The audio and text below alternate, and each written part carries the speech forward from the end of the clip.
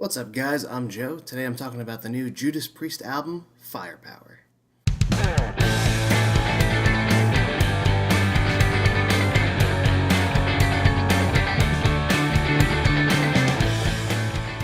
So the Priest is back. This is their 18th studio album, Firepower, one that fans and critics alike seem to be very pleased with, many considering it to be the best since Painkiller. I'm a huge Judas Priest fan myself. They are easily in my top 5 favorite bands of all time. So I was very excited for this album, very excited for the opportunity to cover them on this channel, since it's pretty new. I started in the middle of last year. But yeah, I would agree. I would say this is easily the best since Painkiller. If not on par with that album. I think this one stands tall with some of the best Priest records, honestly. Looking back at the last couple of records, you had Angel of Retribution when Halford rejoined the band around 2005. The double concept album Nostradamus came after that, and then Redeemer of Souls, the first one with Richie Faulkner. And while I always did enjoy those albums, even Nostradamus I thought had some great moments. I felt that they all were kind of missing something that I couldn't quite put my finger on. Like I said, they were all fine albums, but that missing ingredient I didn't realize until this one came out. This album, Firepower, the band just sounds laser focused. There's not an ounce of filler on this thing, and they're back to having this triumphant, on top of the world sound that I would say albums such as British Steel, Screaming for Vengeance, Defenders of the Faith, and Painkiller all really had. There's just this bombastic attitude to it. Everyone is playing at the top of their game here. Richie Faulkner has really come into his own in the band, and I think him, Glenn, and Rob have really created this cohesive writing unit. While I did enjoy Redeemer of Souls, I felt like that one kind of like just picked from different areas of the band's career. For example, tracks like Dragonaut or March of the Damned kind of remind me of British Steel, whereas a track like Metalizer or even Halls of Valhalla remind me of Painkiller. And then you would have, bits and pieces here and there. Cold Blooded kind of reminded me of Turbo or Defenders of the Faith. And just for another example, a track like Hell and Back reminded me of White Heat Red Hot from Stained Glass. So you got like little bits and pieces from throughout their career.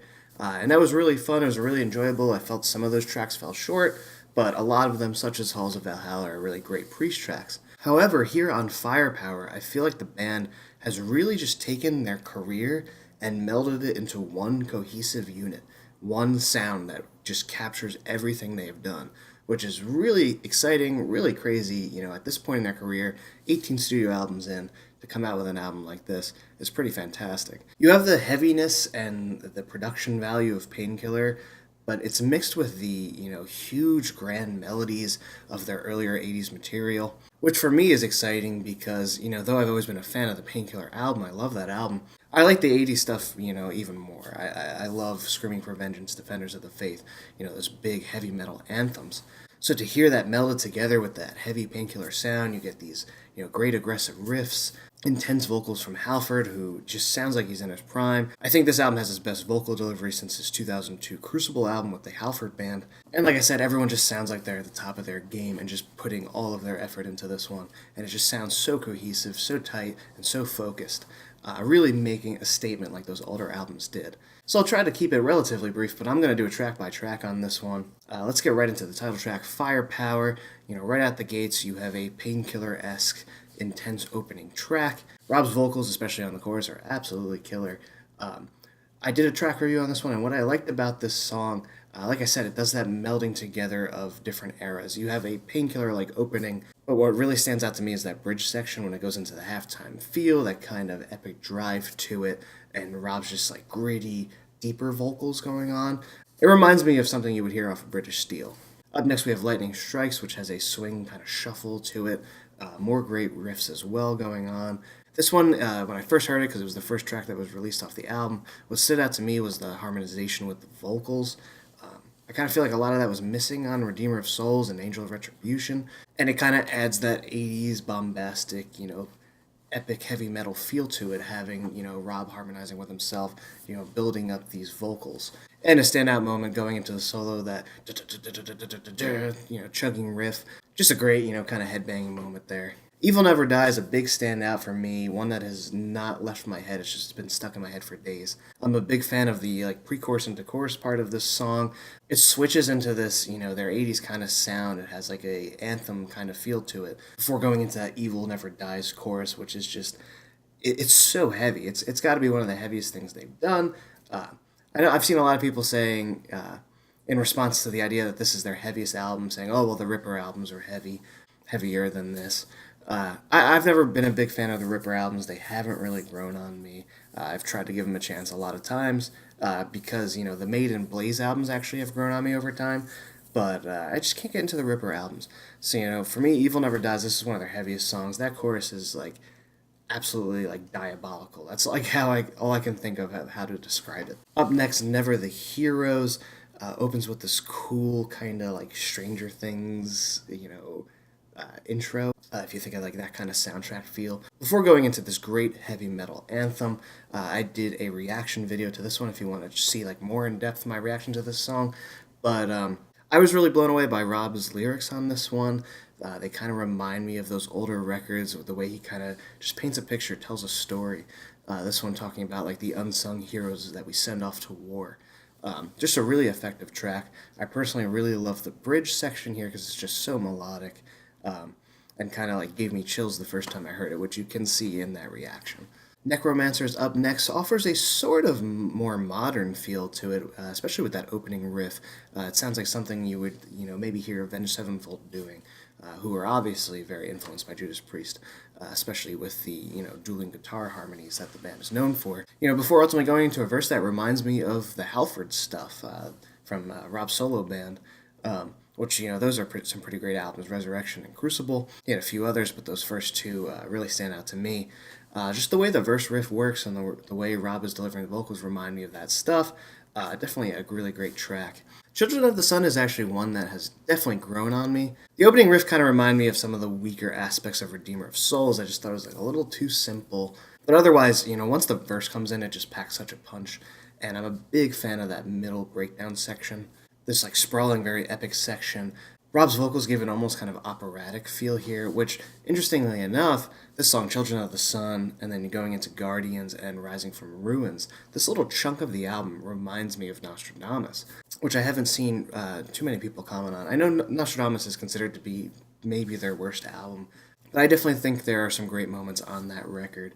I would recommend the title track, Persecution, Alone, Prophecy, Shadows in the Flame. There's quite a few really standout songs on there. But this little chunk of the album really reminds me of that. It has a lot to do with Rob's delivery, the kind of slower groove to both of the songs. From Children of the Sun, you go into Guardians, which is this really nice piano piece that starts to build up. It goes right into Rising from Ruins, which again, those verses really remind me of some of the Nostradamus material. But this song really takes you on a journey. I think it's one of my favorites on the album. It has this great sing-along chorus that, along with Never the Heroes, I think would just be really fun live. You go into this fantastic solo section before ultimately going into this kind of slower halftime, very melodic guitar lines, just crushing drums. Everyone's playing in full force, and it has just this super uplifting, just triumphant moment. That is one of the standout moments for me on the album. Up next, Flamethrower. I think this track is just a whole lot of fun. The way the verse guitar lines are going, it was starting to remind me of maybe Stained Class, kind of like Exciter. Not with the overall feel of the song, but just the kind of chords that were being used there. The chorus is extremely catchy. That line will get stuck in your head.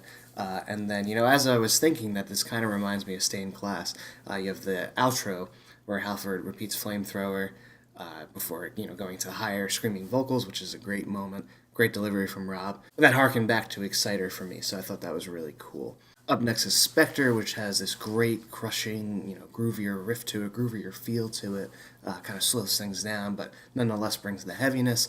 The highlight of this song for me is this very extended guitar section where, Faulkner and Tipton are harmonizing with each other, providing these really great melodic lines.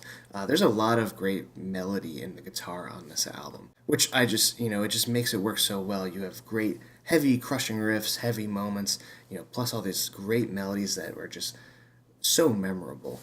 I would say just a number of these songs, would stand up as probably some of the best Judas Priest songs out there. And I think part of that is how memorable a lot of them instantly are. If you go back to something like British Steel, songs such as Breaking the Law or Grind or Living After Midnight just were ones that stuck with you, and you remember them because of the sort of straightforward aspect of it.